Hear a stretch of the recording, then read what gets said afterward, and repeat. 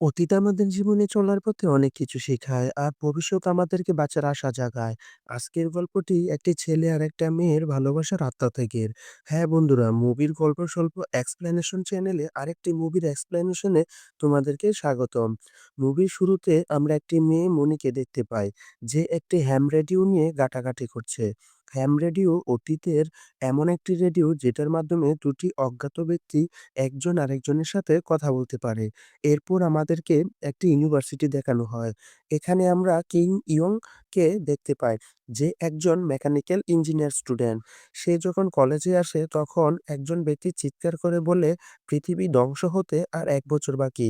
কলেজে ভর্তি হওয়ার পর তার পারিবারিক সমস্যার কারণে তাকে সেনাবাহিনীতে যোগ দিতে হয়। পড়াশোনা শেষ করার জন্য সে আবারও কলেজে ফিরে এসেছে। কিম কলেজে এসেছে এমন সময় তার ছোটবেলার বন্ধু এনসিয়ং বলে, আবার কলেজে আসাতে তার বন্ধুরা অনেক খুশি হয়েছে। এই বছর তাদের ডিপার্টমেন্টে ১৭টা মেয়ে ভর্তি হয়েছে। যা শুনে কিম অবাক হয়ে যায়।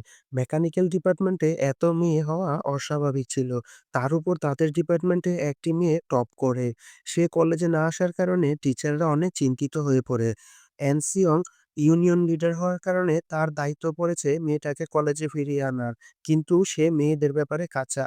তাই সে কিমকে বলে তাকে কলেজে নিয়ে আসো, যে কারণে কিম কলেজের একটি টেলিফোন বুথ থেকে হানসলকে মেসেজে বলে সে যেন আজকেই ওরিয়েন্টেশন পার্টিতে জয়েন করে। এরপর ক্লাস শেষ হলে কিম হানসলের মেসেজ পায় যে সে তার জন্য রেড টি শার্ট পরে অপেক্ষা করবে। এরপর তারা একে অপরের মুখোমুখি হলে কিম হানসলকে কি বলবে বুঝতে পারে না।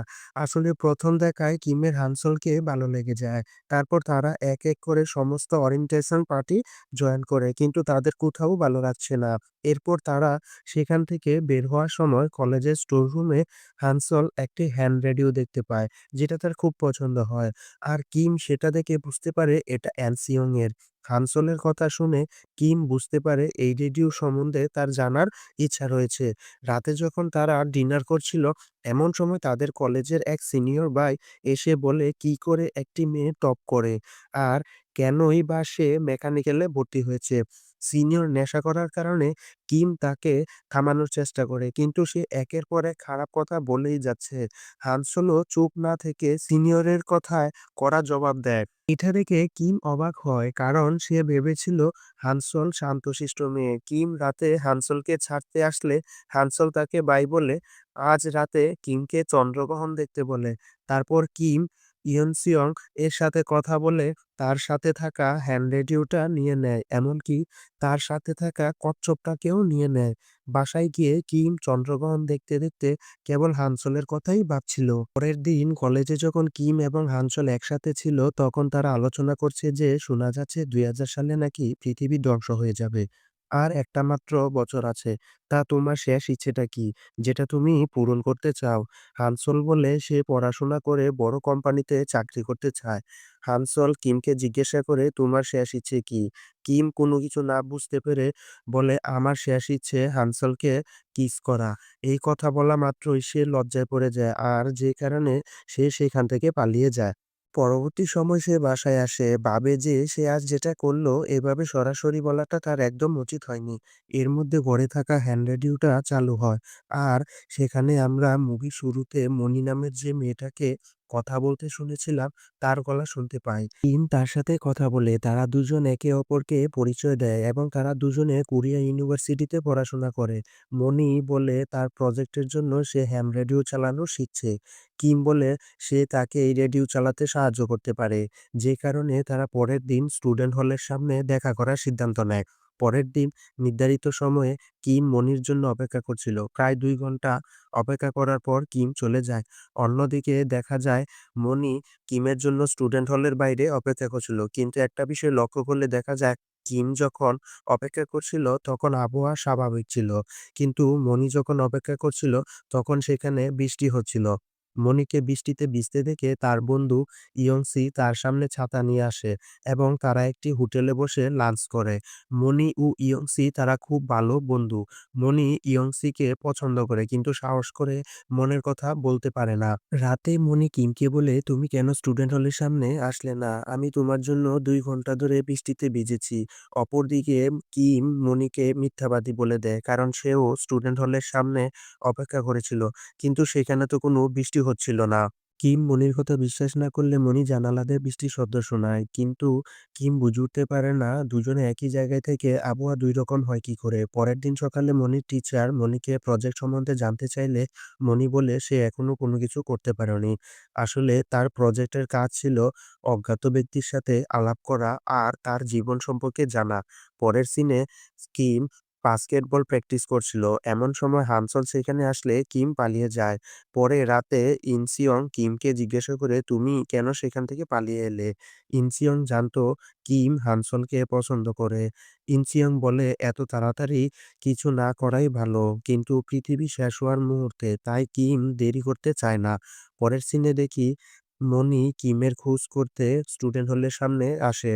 সেখানে এক দারোয়ান থেকে জানতে পারে অনেক বছর আগে সবাই যখন একে অপরের সাথে দেখা করতে না পারত, তখন সেখানকারই একটি ফোন বুথে নিজেদের মেসেজ লিখে যেত। এরপর মনি কিমের কাছে জানতে চায় সে কোন ইয়ারে কলেজে পাশ করেছে। কিম বলে ২০০০ সালে তার কলেজ শেষ হবে। আর এখন সময় ১৯৯৯। অপর দিক থেকে মনি বলে এখন ২০২১। এই কথা শোনার পর কিম অবাক হয় আর মনিকে মিথ্যাবাদী ভাবতে শুরু করে। তারা দুজনেই বুঝতে পারছে না তাদের সাথে কি হচ্ছে। যেই কারণে মনি কিমকে তার ফোন নাম্বার দিতে বলে। কিম যখন ফোন নাম্বারটা দেয় তখন মনি ফোন নাম্বারে ট্রাই করলে ফোন নাম্বারটা বন্ধ দেখায়। মনি স্টুডেন্ট হলের সামনে যেই ফোন বুথের কথা বলে আর সেখানে একটি মেসেজ দিয়ে যেতে বলে।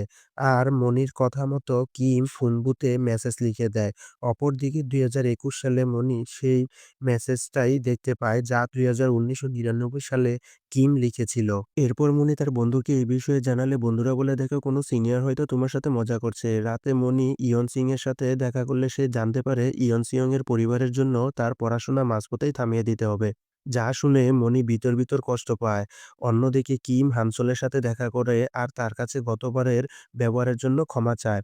বাসায় ফিরে আবারও কিম ও মনি একে অপরের সাথে কথা বললে তারা খুব ভালো বন্ধু হয়ে যায় এবং কিম তার মনের কথা মনিকে বলে যে সে একটা মেয়েকে পছন্দ করে।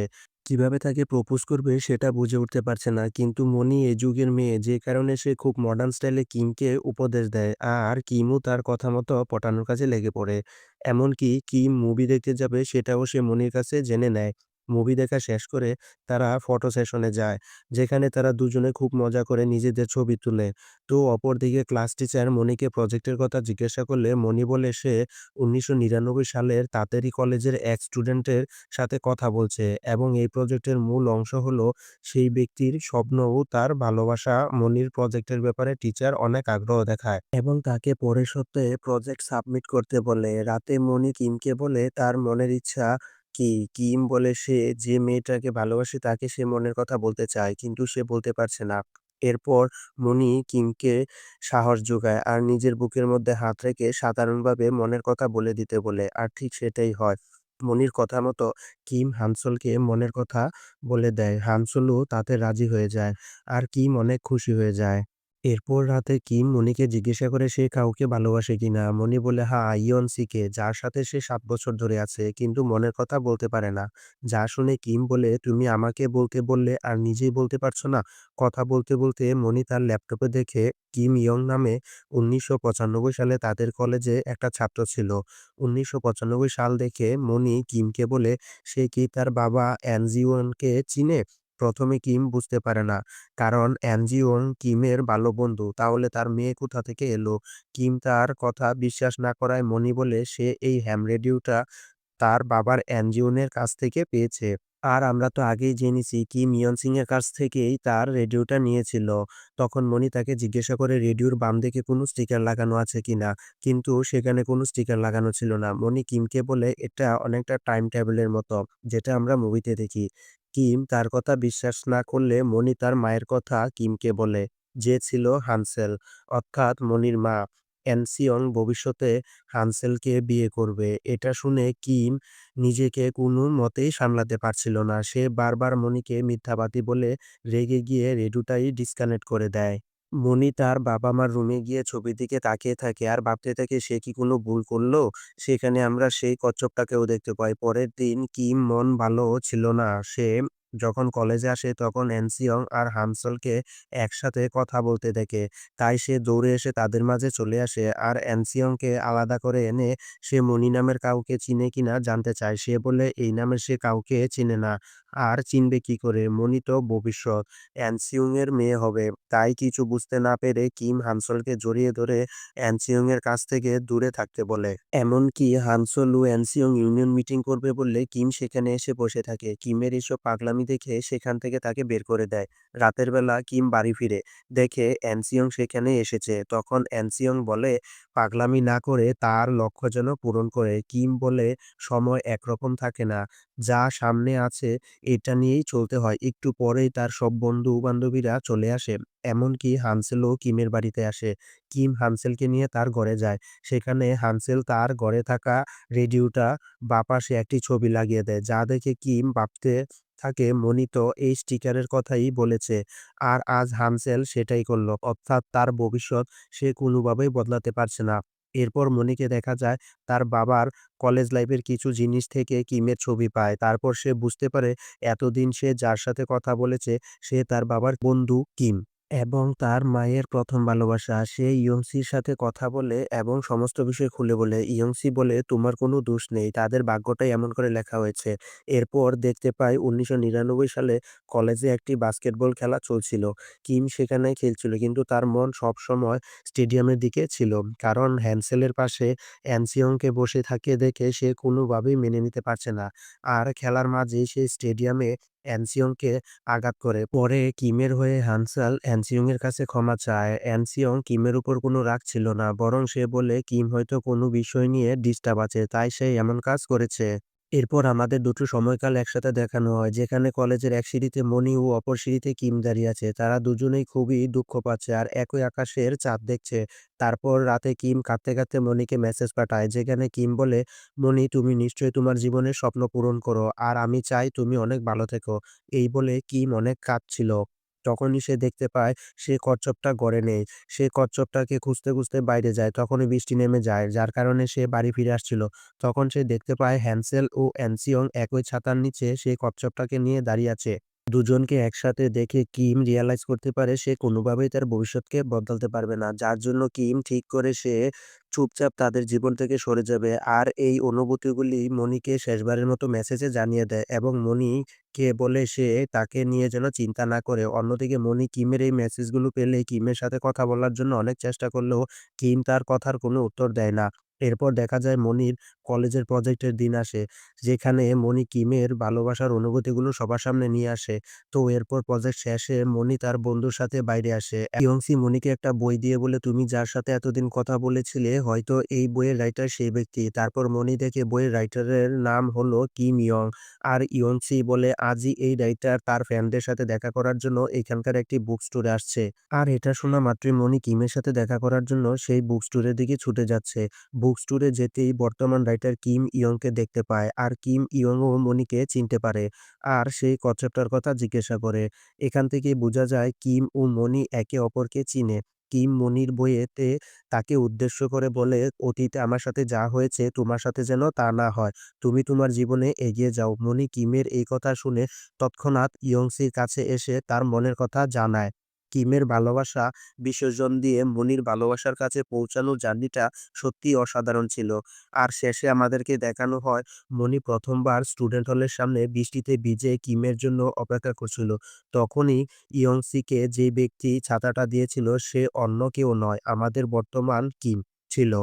আর এখানে এই মুভিটা শেষ হয়। ভিডিওটি ভালো লাগলে লাইক, শেয়ার আর সাথে চ্যানেলটিকে সাবস্ক্রাইব করো।